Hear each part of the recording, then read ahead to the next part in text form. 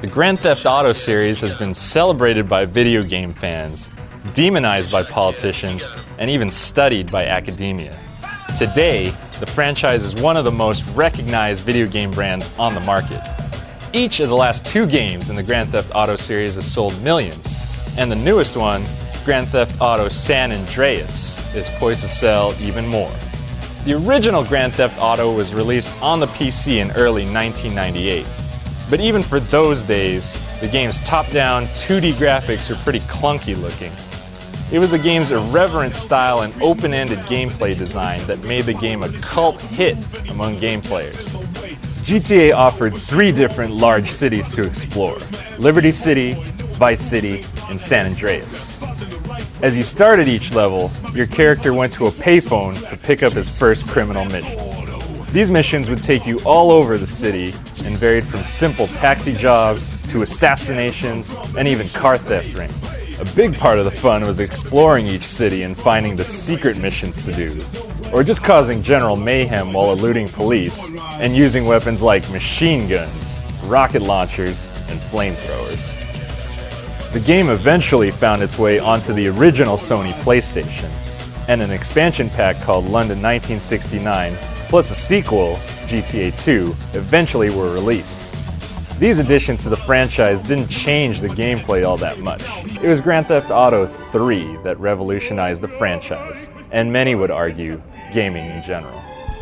The most obvious difference between GTA 3 and the previous games in the series is the 3D engine, made possible by the PlayStation 2. Instead of having a detached, top-down view of the action, Grand Theft Auto 3 allowed you to explore a fully 3D world from a third-person perspective.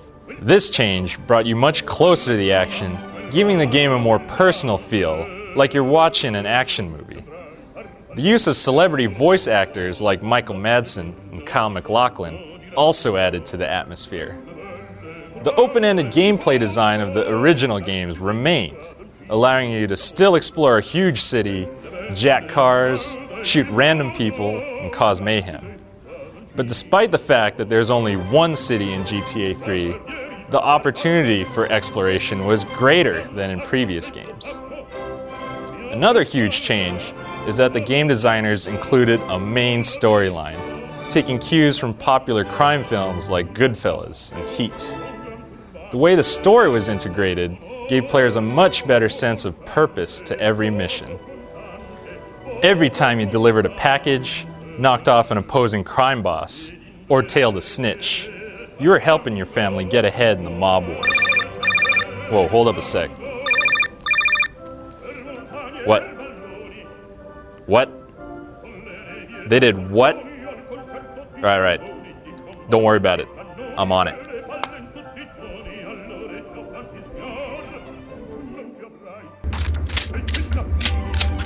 Hi, Bob. Ooh, nice gun. Hey, don't shoot me.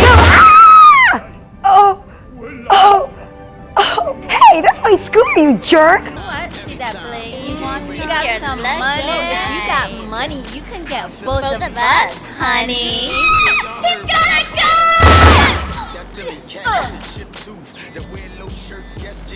It was the appeal of random violence like this that made Grand Theft Auto 3 such a hit, spawning tons of imitators in the market.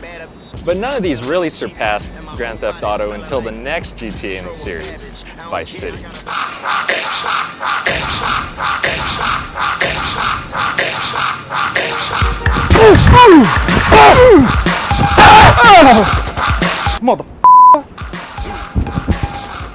Vice City didn't necessarily change the franchise that much like its predecessor, but arguably its signature feature is its dope soundtrack. Set in the 80s, you got artists like Michael Jackson, Herbie Hancock, Frankie Goes to Hollywood, and a slew of other things. And if you didn't want to listen to the soundtrack, you could just switch on the DJ commentary, which is pretty amusing. Set in a Miami-like setting, Vice City gave you an opportunity to not just jack cars, but also motorcycles, boats, and helicopters.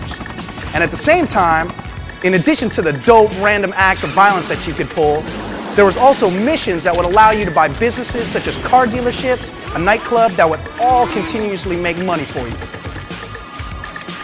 With its winning formula already established in GTA 3, Vice City just added more style and panache to a game that was already reeking of both. With the success of GTA 3 and Vice City, Rockstar North is once again poised to take the video game world by storm with the newest installment of Grand Theft Auto, San Andreas.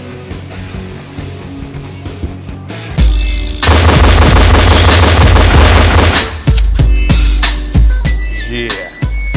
GTA San Andreas took the series in an entirely different direction. Set in 1992 Los Santos, San Andreas is actually a state instead of one individual city. This time you get 3 different cities in all. Los Santos is the game's take on Los Angeles, San Fierro is San Francisco, and Las Venturas is Las Vegas. The story in San Andreas is much in the same way of classic gang films like Menace to Society, Boys in the Hood. Basically, you're put in the role of Carl C.J. Johnson. Carl's been living out in Liberty City for 5 years trying to get away from the gangs, but his mother dies and he has to come home to bury her. That's where he hooks back up with his brother Sweet and his partners Ryder and Big Smoke. Those guys form the Grove Street Families.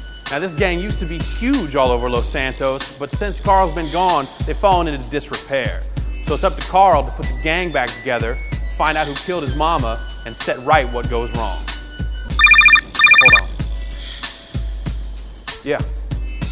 Nah, yeah, I'll be there. All right, now, 1. You know, probably one of the tightest things about San Andreas is the dialogue. The game is incredibly well written, the characters are all very well developed, and on top of that, the voice acting is top flight. You got people like MC8, you got James Woods, you got the game making a bit appearance, there's just tons of people throughout. All in all, it's a fantastic experience. Who knows where the series is going to go from here, though? It's really anyone's guess. There's a lot of things that they could be doing. But I know what I gotta do. Get me some dinner.